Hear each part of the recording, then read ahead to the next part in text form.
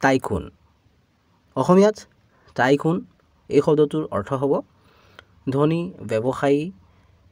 বা ডাঙৰ উদ্যোগপতি অৰ্থাৎ ব্যৱসায়ী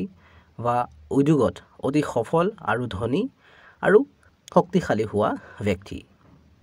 আমি যি গাঁওবোৰত বা আমাৰ চহৰবোৰত দোকানী বা ব্যৱসায়ীবোৰ দেখোঁ সেইসকলক টাইকুন বুলি ক'ব নোৱাৰোঁ অহা দুটা বাক্যৰ সহায়ত আৰু বেছি ভালকৈ বুজি লওঁ he didn't look like a tycoon